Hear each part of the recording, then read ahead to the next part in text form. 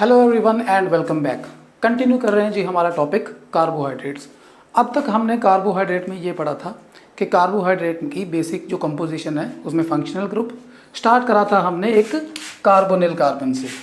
ठीक है जी, कि यहाँ कार्बन के साथ एक ऑक्सीजन जुड़ी हो विद अ डबल बॉन्ड। ठीक है जी, उसे हम कहते हैं कार्बोनिल। और कार्बोनिल के दो डेरिवेटिव जो थे वो हमें मिलते हैं अल्कोहल के दो फंक्शनल ग्रुप जो हैं। अगर तो यहाँ तो हमें पता है कि carbon is for sure. Question था कि यहाँ क्या है, तो अगर तो यहाँ है हाइड्रोजन तो हमारा ग्रुप ये बन जाएगा, ये है हमारा एल्डिहाइड। और अगर इस जगह पे है, यहाँ तो कार्बन ही है, अगर ये वाली वैकेंसी पे एक और कार्बन है तो ये हमारा आ जाएगा कीटो ग्रुप। और अगर किसी भी कार्बोहाइड्रेट में एल्डिहाइड ग्रुप है तो उसे हम बोलेंगे एल्डोजिस। ठीक है जी, और अगर किसी भी कार्बोहाइड्रेट में कीटो ग्रुप है तो वो हो गया हमारा कीटोजिस। ठीक है जी, तो ये बन गया था हमारा पहला criteria for the classification of carbohydrate. Types of carbohydrate on the basis of functional group. ठीक है जी, तो इसके दो टाइप होंगे, एल्डोजिस एंड कीटोजिस। दूसरा हमारा क्राइटेरिया था types of carbohydrate on the basis of number of carbon. ठीक है जी, जो कि मिनिमम नंबर था कार्बन का वो हमारे पास कितना था, 3, तो उसे हम बोलते हैं ट्राइओजिस। ठीक है जी, और अगर कार्बन का नंबर हो जाए 4 तो उसे हम कहते हैं टेट्रोजिस। अगर नंबर हो गया 5, ठीक है जी, उसे हम बोलेंगे पेंटोजिस। फिर आगे आ गया जी हेक्सोजिस, फिर आ गया हेप्टोजिस। ठीक है जी, तो अभी तक हमने जो क्राइटेरिया करे थे, दो criteria for the classification of carbohydrates on the basis of functional group, के फंक्शनल ग्रुप कौन सा है। अगर एल्डिहाइड फंक्शनल ग्रुप है तो वो एल्डोजिस है, अगर कीटोन फंक्शनल ग्रुप है तो वो कीटोजिस है। अगला क्राइटेरिया था classification of carbohydrate on the basis of number of carbon, trioses, tetroses, pentoses, hexoses and heptoses. ठीक है जी, ये सारा हमने डिटेल में डिस्कस करा है, सारी की सारी इनकी एग्जाम्पल विद स्ट्रक्चर वो हम लास्ट वीडियो में कर चुके हैं। अगर लास्ट वीडियो आपने नहीं देखी है तो मैं डिस्क्रिप्शन में उसका लिंक देता हूँ, उसे आप देख सकते हो। अब हम अगले क्राइटेरिया की तरफ बढ़ते हैं जो डिस्क्राइब करते हैं number of sugar units present in a given carbohydrate, कि जो कोई भी कार्बोहाइड्रेट है उसमें शुगर के यूनिट कितने हैं। अगर तो सिंगल यूनिट है उसे हम बोलते हैं मोनोसैकेराइड, अगर एक से ज़्यादा है तो वो ओलिगोसैकेराइड में आ जाएंगे, डाइसैकेराइड, ट्राइसैकेराइड, टेट्रासैकेराइड, सो ऑन। ठीक है जी, तो हमारा ये फर्स्ट क्राइटेरिया, ये हमारा सेकंड क्राइटेरिया, और यहाँ हम शुरू कर रहे हैं हमारा third criteria, number of sugars on the basis of classification of carbohydrate on the basis of number of sugar unit. Okay, तो ये कौन सा हो सकता है, इसमें हमारा पहला टाइप है मोनोसैकेराइड।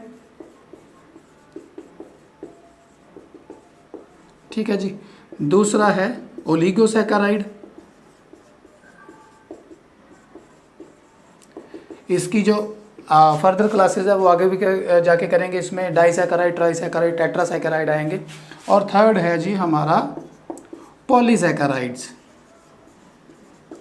पॉलीसैकेराइड्स, ये जो सैक्रम वर्ड है, सैक्रम इसका मतलब होता है शुगर, जो साइंटिफिक नेम है गन्ने का, शुगर केन का, दैट इज सैक्रम ऑफिशिनेरम। तो सैक्रम, सैक्रोन, इसका मतलब होता है sugar. Mono means single, saccharon means sugar. Monosaccharide, oligosaccharide and polysaccharide. ये जो हमारा मेन टॉपिक है, इससे करने से पहले हमें एक दो कंसेप्ट करके फिर टॉपिक की तरफ बढ़ेंगे, क्योंकि मोनोसैकेराइड तक तो ठीक था हमने जो कर रखा था। डाइसैकेराइड अगर करेंगे ओलिगोसैकेराइड में तो हमें उसकी जो जॉइनिंग है, जो वहाँ बॉन्ड आते हैं ग्लाइकोसिडिक बॉन्ड, वो ढंग से समझने होंगे। ठीक है जी, कई बार हम सीधा डाइसैकेराइड शुरू कर देते हैं उसके लिए जो प्री रेक्विजिट कंसेप्ट हमें पता होने चाहिए उसको हमने ढंग से करा नहीं होता।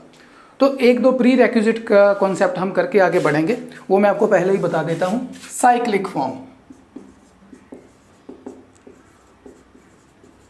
साइक्लिक फॉर्म्स ऑफ कार्बोहाइड्रेट्स, ठीक है जी।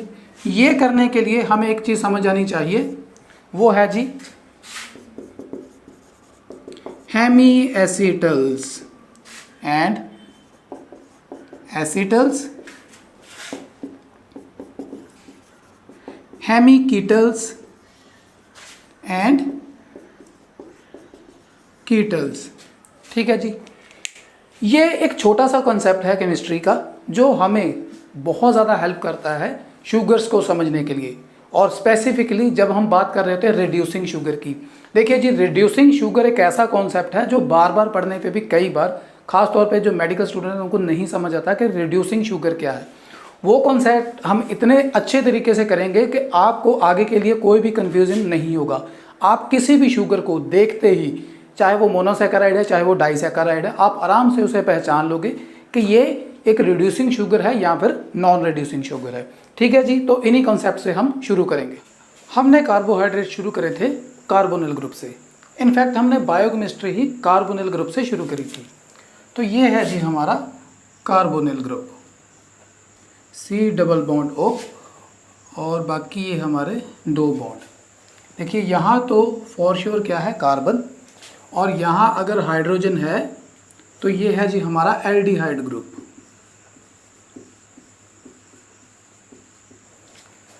दूसरी तरफ क्या है कि यहाँ ये हमारा हो गया कार्बोनिल, और अगर यहाँ कार्बन है तो ये हमारा हो गया कीटोन ग्रुप। तो जो भी कार्बोहाइड्रेट है जिनमें फंक्शनल ग्रुप एल्डिहाइड होता है उन्हें हम एल्डोसिस कहते हैं, जिनमें फंक्शनल ग्रुप होता है कीटोन उसे हम बोलते हैं कीटोसिस। अब ये जो हमने जितने भी स्ट्रक्चर एल्डोसिस एंड कीटोसिस पढ़े थे वो सारे हमने स्ट्रक्चर करे थे एक स्पेसिफिक फॉर्म में जिसे हम बोलते हैं चेन फॉर्म, या फिर जिसे हम बोलते हैं ओपन चेन फॉर्म। अब हम स्टडी करने जा रहे हैं कार्बोहाइड्रेट्स की रिंग फॉर्म, और कैसे एक ओपन चेन फॉर्म जो होती है वो रिंग फॉर्म में ट्रांसफॉर्मेशन होती है, वो कैसे होती है। वही रिएक्शन है जो हमारे आगे एक और कंसेप्ट को सॉल्व करती है, ठीक है जी, जो हमारा reducing and non reducing sugar है। तो हमारा कंसेप्ट वो क्या है, हेमी एसिटल एंड हेमी कीटल्स। तो आगे बढ़ते हैं जी कि हेमी एसिटल एंड हेमी कीटल्स क्या है। उसके लिए एक रिएक्शन करेंगे कि हम एल्डिहाइड में ऐड करेंगे एल्कोहल। तो ये हमारा हो गया CH3OH, ये हमारा अल्कोहल ग्रुप हो गया। अब ये रिएक्शन समझने के लिए हमें एक चीज़ को जानना जरूरी है कि ये जो ऑक्सीजन है ये होती है इलेक्ट्रोनेगेटिव, और ये क्या करती है, ये इलेक्ट्रॉन पेयर को अपनी तरफ खींच लेती है, और इस तरह ये बन जाती है पार्शियल नेगेटिव। अब अगर इलेक्ट्रॉन पेयर इधर को खिंच गया है तो इस पे आ जाएगा पार्शियल, ये कार्बन पे आ गया पार्शियल पॉजिटिव चार्ज। वही चीज़ यहाँ भी हो जाएगी, यहाँ आ गया जी हमारा पार्शियल नेगेटिव और यहाँ आ गया हमारा पार्शियल पॉजिटिव। हमारे याद रखने की चीज़ें क्या है, हमने तो ये कार्बन का पार्शियल पॉजिटिव याद रखना है, ये ऑक्सीजन का याद रखना है पार्शियल नेगेटिव। यहाँ एक रिएक्शन होती है जिसे हम बोलते हैं न्यूक्लियोफिलिक एडिशन रिएक्शन। देखिए जी ये रिएक्शन में क्या होगा, इसको आगे जाके समझते हैं कि होता क्या है। मैं इसको लिख लेता हूँ, ये वाले एल्डिहाइड को यहाँ as such plus alcohol CH3OH, इसको पहले मैंने एज सच लिख लिया है। अब ये वाला ऑक्सीजन यहाँ अटैक करेगा, यानी कि ये अटैक करेगा यहाँ, और जब ये बॉन्ड बन जाएगा तो हमें पता है ऑक्सीजन बॉन्ड तो दो ही बनाएगी, तो ये H यहाँ से फ्री हो जाएगा, ठीक है जी। ये हमारा H हो गया फ्री और ये बॉन्ड इस्टेब्लिश हो जाएगा। ये बॉन्ड कैसे बनेगा, कार्बन की वैलेंसी के हिसाब से कार्बन पांचवा बॉन्ड नहीं बना सकती, तो ये बॉन्ड को हम हटा देते हैं, ठीक है जी। यहाँ रह गया हमारा सिंगल बॉन्ड, ये ऑक्सीजन के दो बॉन्ड पूरे करने हैं, और उधर से हमारा ये H भी फ्री हो गया है, तो ये H हमने लगा दिया यहाँ, ठीक है जी। अब ये जो स्पेसिफिक ग्रुप बना है इसे हम बोलते हैं हेमी एसीटल। तो हेमी एसीटल समझने के लिए हम इसकी एक और फॉर्म जो है उसको समझ लेते हैं, एसीटल। ये है जी हमारा एसीटल।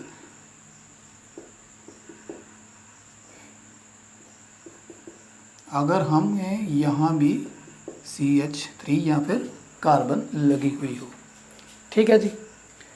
तो अगर ये हेमी एसीटल है और ये एसीटल है तो ये कॉन्सेप्ट तो हमारे लिए हो गया इजी, ठीक है जी। अब इसको समझने के लिए हम साथ साथ कीटोन को भी कर लेंगे। अगर हम कीटोन में ऐड करते हैं क्या, अल्कोहल, यहाँ भी मैं लिख दूँ, यहाँ भी मैं ऐड कर देता हूँ अल्कोहल CH3OH। कॉन्सेप्ट सारा का सारा सेम है, रिपीट करने की ज़रूरत नहीं पड़ेगी, ऐसे ही इसी को लिख देता हूँ।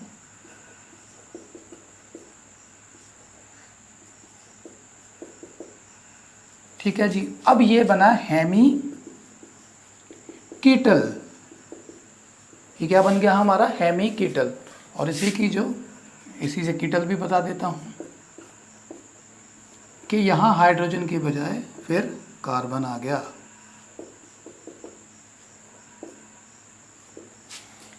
ये दोनों ग्रुप को ध्यान से देख लीजिए।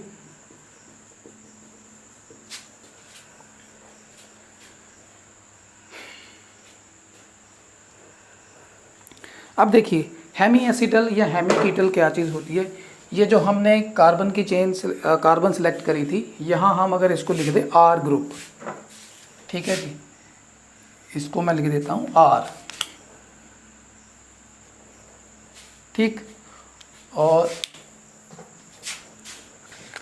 इसको भी मैं लिख देता हूँ R। डिफरेंशिएट करने के लिए इसे लिख देता हूँ R1। ये अल्कोहल वाला हमारा हो गया R2, ठीक है जी। और यहाँ ये हमारा हो गया R1, ये हो गया R2, और अगर यहाँ आ गया हमारा R3, ठीक है जी। अब यहाँ भी सेम कॉन्सेप्ट लगा देते हैं, R1, इसको मैं अलग कलर से R लिख देता हूँ ताकि ये कीटोन वाला R हमें अलग से याद रह जाए, ठीक है जी। ये हमारा हो गया R2, यहाँ भी मैं लिख देता हूँ R2।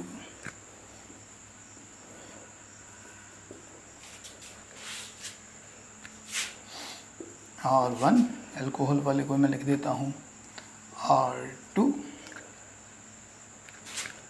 इसको मैं रेड कलर से R लिख देता हूँ, ठीक है जी।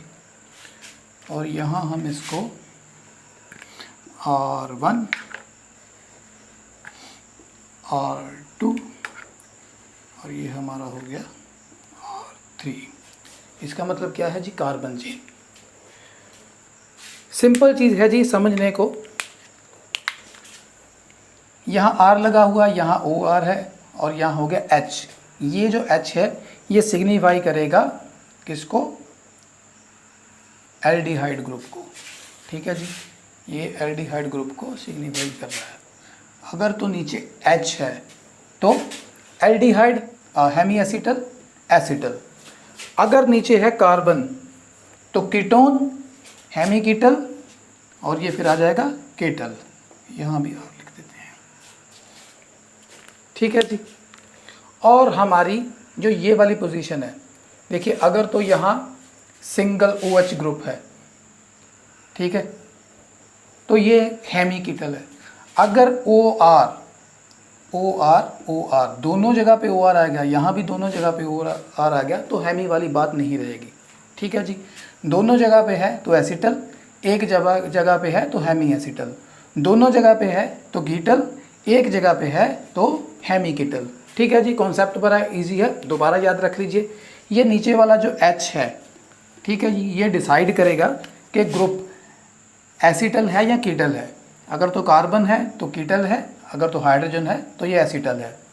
हेमी क्या डिसाइड करेगा, अगर सिंगल जगह R ग्रुप लगा है O के साथ, ठीक है, तो वो हेमी है, यहाँ भी देख लीजिए। अगर ये वाला H हटा के भी R लग चुका है तो फिर ये एसिटल एंड कीटल है, फिर हेमी वाली बात नहीं रह जाएगी। ठीक है जी। अगर आपको इसको दोबारा देख लीजिए, कई बार ये वाली रिएक्शन को समझने में टाइम लग जाता है, आप रिपीट करके दोबारा देख सकते हैं। Hemiacetal, acetal, hemiketal and ketal. दोबारा बता देता हूँ, एक बार फिर रिपीट कर देता हूँ। अगर तो दोनों जगह कार्बन है, दोनों जगह आर ग्रुप है, तो वो हमारा कीटल एंड एसिटल होगा। अगर सिर्फ एक जगह ही है और दूसरी जगह OH है तो हमारा हेमी एसिटल या कीटल होगा। और एसिटल या कीटल क्या चीज़ पे डिपेंड करता है? ये हाइड्रोजन पे। ठीक है जी। I hope that the concept of hemiacetal, acetal and hemiketals and ketals, ये सारा आपको पूरा क्लियर है। अगर ये क्लियर है तो फिर हम आगे चलते हैं और जो चेन से रिंग फॉर्मेशन की ट्रांसफॉर्मेशन है उसकी तरफ बढ़ते हैं। अब हम करने जा रहे हैं चेन फॉर्म से रिंग फॉर्म में ट्रांसफॉर्मेशन, कि ये रिएक्शन कैसे होती है। अभी जो आपने रिएक्शन देखी है एल्डिहाइड में अल्कोहल का एडिशन एंड कीटोन में अल्कोहल का एडिशन, दोनों चीज़ें हमारे यहाँ काम आएगी। देखिए जी कैसे होता है। पहले हम लेते हैं चेन फॉर्म ऑफ ग्लूकोज। देखिए ये भी कई बार टफ कॉन्सेप्ट लगता है पर है बड़ी इजी सी चीज़। कैसे होता है कि पहले हम इसी को यहाँ लिखेंगे, पर लिखेंगे चेन को थोड़ा सा मरोड़ के। ठीक है, उसको ट्विस्ट कैसे देना है कि ये वाली जो साइड है मेरी राइट हैंड साइड है, इस पे लगे हुए ग्रुप नीचे आ जाएं, लेफ्ट हैंड साइड वाले जो ग्रुप हैं वो ऊपर चले जाएं। ठीक है जी। अब याद करने के लिए क्या करते हैं, नंबरिंग कर लेते हैं इसकी। 1 2 3 4 5 6। इसे हम कैसे लिखेंगे? 1 2 3 4 5 एंड 6। ठीक है जी। यानी कि carbon 1, carbon 2, carbon 3, carbon 4, carbon 5 and carbon 6। तो ये है जी हमारी जो, ठीक है जी। अब इसी जगह पहले ही मैंने आपको बताया था कि राइट हैंड साइड वाले ग्रुप को नीचे लिख देंगे, लेफ्ट हैंड साइड वाले को ऊपर लिख देते हैं। पहली एग्जांपल, अगर ये CH है, इसको तो अभी छोड़ देते हैं, कैसे करना है यहाँ से शुरू करते हैं, C2 से। ठीक है जी। कार्बन 2 में ये राइट साइड है तो नीचे लिख देता हूँ, हाइड्रोजन लेफ्ट साइड है तो ऊपर लिख दिया। अब यहाँ उल्टा है कि राइट साइड पे है हाइड्रोजन, नीचे लिख दिया, लेफ्ट साइड वाला OH ऊपर लिख दिया, एंड सो ऑन। ये 5th कार्बन है तो यहाँ भी हाइड्रोजन लगा हुआ है, इसको भी नीचे लिख देता हूँ। ठीक है जी। और ये वाला 6 वाला मैंने लिख दिया CH2OH यहाँ। ठीक है जी। और ये हमारा हो गया OH। अब यहाँ कंसीडर करिए एल्डिहाइड ग्रुप। क्लियर है? जो हमने रिएक्शन अभी करी थी जिसमें हमने एल्डिहाइड में अल्कोहल ऐड करा हुआ था, अब हम ये एल्डिहाइड में ये अल्कोहल ऐड करेंगे। ठीक है जी। रिएक्शन बड़ी सिंपल सी थी। ये वाली जो कार्बन है ये ऑक्सीजन है, ये जुड़ गया ऐसे, और ये हाइड्रोजन आ गई यहाँ। ठीक है जी। अब इसी कॉन्सेप्ट पे एक और चीज़, दूसरा कॉन्सेप्ट ऐड करेंगे कि हमने पिछली वीडियोस में आइसोमर पढ़े थे। ठीक है जी। कि कायरल कार्बन की स्टडी करी थी। कायरल कार्बन वो कार्बन होती है जहाँ जिस कार्बन पे लगे हुए चारों के चारों ग्रुप हों अलग अलग। ठीक है। अब जब ये एल्डिहाइड ही था तो ये जो कार्बन थी, अगर मैं यहाँ इसे ऐसे लिख दूँ, ऐसे भी लिख सकते हैं ना एल्डिहाइड को, ये वाली कार्बन कायरल कार्बन थी। क्यों? लगे हुए चारों स्पीशीज अलग अलग हैं। अब आप ऐसा बिल्कुल नहीं कहोगे कि इसके नीचे भी कार्बन है इसके ऊपर भी कार्बन है तो सेम है, नहीं। इसके नीचे ये इतना ग्रुप है, सारे को कंसिडरेशन में लेना है, और इसके ऊपर ये वाला ग्रुप है। ठीक है जी। तो ये कन्फ्यूज़न ना रहे, ये नहीं कह सकते हाँ कि ऊपर भी कार्बन है नीचे भी कार्बन है। एक सिंगल जो कार्बन है वो नहीं कंसीडर होगी, पूरा का पूरा ग्रुप कंसीडर होगा। ये सारा ग्रुप डिफरेंट है, ये सारा ग्रुप डिफरेंट है, ये डिफरेंट है, ये डिफरेंट है, चारों चीज़ें अलग अलग है। So it is a chiral carbon. ठीक है जी। इसी हिसाब से अगर देखा जाए एज पर दिस कंसेप्ट, तो हमारी जो कार्बन 1 है वो कायरल नहीं है, वो एसिमेट्रिकल नहीं है। क्यों एसिमेट्रिकल नहीं है? क्योंकि ये कार्बन की दो पोजीशन पे सेम ही चीज़ है। ठीक, ये तो थी पहले की बात। क्या था इस स्टेज पे अगर हम देखें तो अगर ये भले ही ये हमने इस फॉर्म में बना रखी है, पर अभी तक यहाँ ये क्या है, एक चेन फॉर्म है। यहाँ ये बन गए रिंग फॉर्म।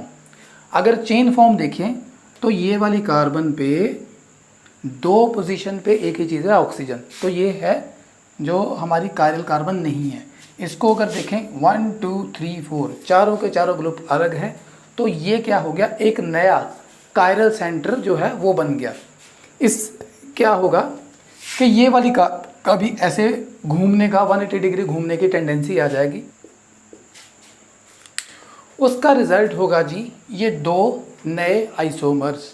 ठीक है, जब यहाँ जो कार्बोनिल कार्बन है वो भी एनोमेरिक कार्बन बन चुकी है, ये एनोमर्स बनाएगी। ठीक है जी, यहाँ दो तरह के आइसोमर बन जाएंगे। ये वाला जो है हमारा, इसे हम क्या बोलेंगे, देखिए जी ग्लूकोज तो ये है ही, हमें पता ही है। ठीक है जी, ग्लूकोज डी फॉर्म भी है, सारे के सारे डी वाले करते हैं हम।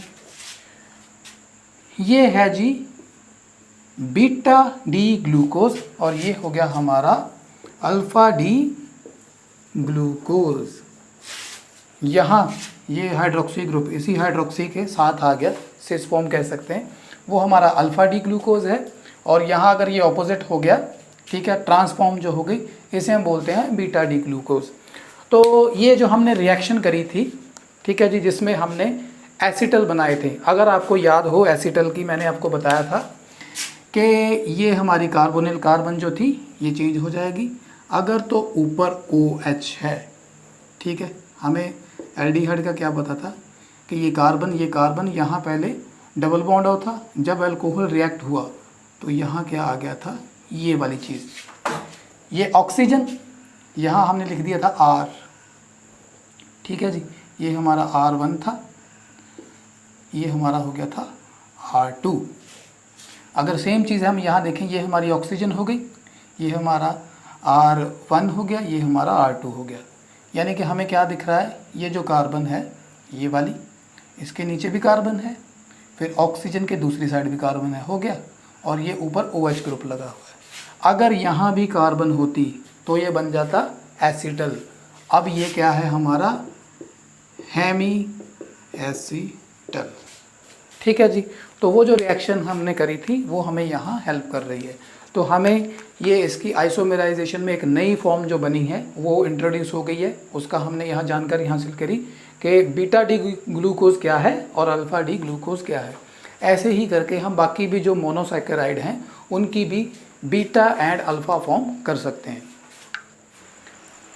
अब जैसे हमने देखा था ग्लूकोज को, कि ग्लूकोज की जो चेन फॉर्म से रिंग फॉर्म बनी है वो कैसे बनी थी, कि ये हमारा जो एल्डिहाइड ग्रुप था,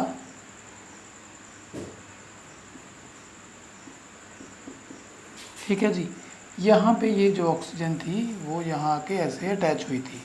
अब ये जो चेन बनी थी उसमें कितने मेंबर बने थे, ये हमारी ऑक्सीजन को लेके कार्बन 1 2 3 4 5, तो 5 कार्बन थी हमारी, ये 1 2 3 4 5 और 6th मेंबर था ये हमारा ऑक्सीजन।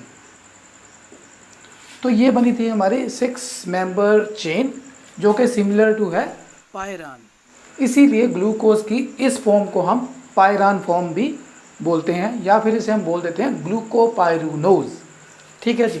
अब इसी के कॉन्ट्रास्ट में अगर हम बात करेंगे कीटोन की, कीटोन फॉर्म ऑफ ग्लूकोज की बात करेंगे तो वो हमारा बनेगा फ्रक्टोज।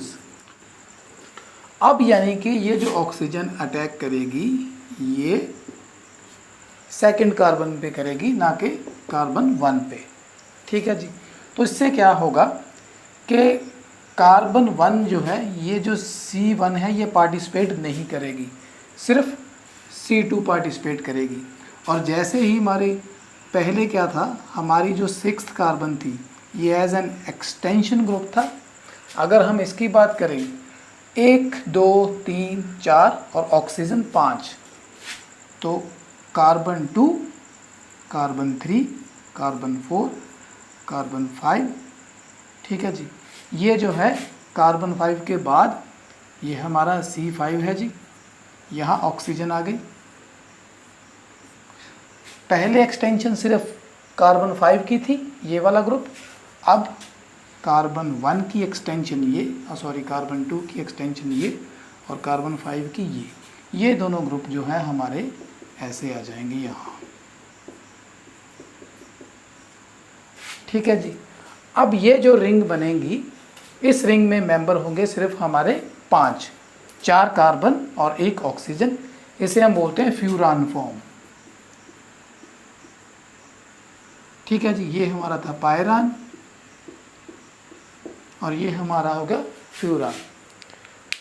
तो ग्लूकोपाइरोनोज जब पायरन स्ट्रक्चर है, और यहाँ हमारा फ्रक्टोज का बनेगा फ्यूरान फॉर्म। ये हमारा फ्रक्टोज है जी। पहले हम इसे ट्विस्ट करके लिख लेंगे जस्ट, ठीक है जी। अब जो कार्बन 5 है इसका JOH ग्रुप, ये हमारा कार्बन 5 हो गया। रूल क्या था कि जो राइट हैंड साइड वाले वो नीचे को लिखेंगे और ये लेफ्ट हैंड साइड वाले को हम ऊपर को लिख लेंगे। तो यहाँ लिख देते हैं, ये OH को मैंने लिख दिया यहाँ, ठीक है जी। अब हमारा जो रिएक्शन थी उसके लिए है ये, ठीक है जी।